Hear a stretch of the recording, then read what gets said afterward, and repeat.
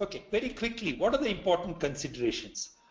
E-detailing, if it can be justified, is an aid to CLM. That's not the end objective. And being practical, if among the participants here there are companies who have both primary care and specialties, it's a no-brainer to think that it's better to start with specialties and maybe the key account management teams who visit hospitals. So that's a good way to start. ROI is something important to measure, and I could dwell a lot on analytics. There's not enough time, but let's not forget that the whole idea is to capture feedback, capture various things associated with in-clinic interaction, and then take a call. So let's not ignore the importance of analytics. In our own internal meetings, we are working currently on something that is a little bit initial stage, a little bit approximate yet, but some tools that we can use for predictive analytics rather than just analyzing the past. So whatever it is, let's get down to some serious analytics if you are investing in CLM and e-detailing. Now, I said, let's look at whether we can do phased implementation of CLM. As I said, it makes sense to start with specialties, less MRs, normally in a specialty, far less doctors. You're probably talking about 70, 80 to 100 doctors per MR, therefore lower gross investments. And I would like to believe that because it's a specialty, because there are fewer doctors you call on, therefore the MR is more qualified to have a better and more equal relationship with the doctor. The doctors may be more receptive to spending time on content that you produce. So it's always easier to start with specialty as a track one and then move on to primary care once the ROI is established. And more importantly, once you get used to measuring ROI and refining your methodologies constantly. And within that, as I touched upon earlier also, within, say you pick oncology as a specialty to start with for e-detailing and CLM.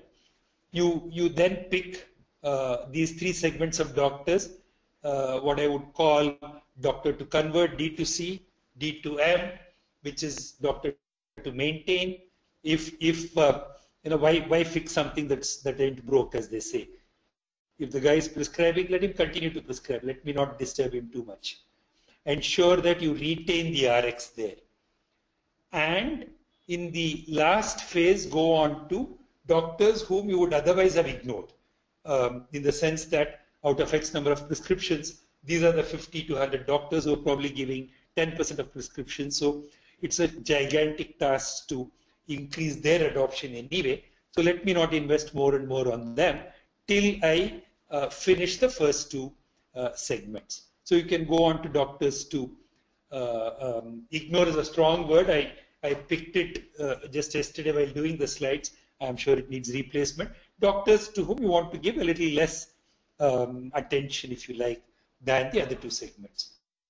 And those doctors, you will pick them for CLM practices after ROI is established. And once you're certain that incremental ROI justifies CLM practicing on these doctors. Now, before I go into the ROI, which is not too important, but maybe I can just cover that. If you want a couple of minutes to pause and think through what we have discussed and make a comment, you can, or we can wait till. This is a very simple thing that I have done here, just to introduce the concept of ROI as something that we have to measure. We can't implement and invest in CLM without looking at what ROI it's giving us. So I'm suggesting here that let's look at PRX minus RX, which is what is the gross profit that can be attributed to prescriptions from e-detailing Don't ask me how to get this data. I know it's not easy, but that's why I said it's a framework. And then look at the net cost of e-detailing. Content cost on e-detailing minus traditional content cost. One senior IT professional in a very large MNC told me that it's a myth to think that e-detailing content costs more than traditional content. It actually apparently is not. I don't have the data, so you may well be looking at a net cost which is negative. I don't know, but it's something that you can work out. Number of times e-detailed, and then you look at the investment in the software, if it's capex, tablets, training cost, and so on, and then the ROI is net return, net that is A minus B into N divided by investment into 100. This is one framework for measuring the ROI. So very quickly, and then I'll throw it open for any questions and reactions. I do want to learn from the session myself. But what we looked at was CLM and e-detailing, practical steps on CLM, how to practice CLM, how we can perhaps plan and do a phased implementation of CLM. We don't have to rush into the entire 1,000 people in the field doing CLM and e-detailing. And we also very briefly touched on the importance of analytics as well as the role of ROI on e-detailing and CLM.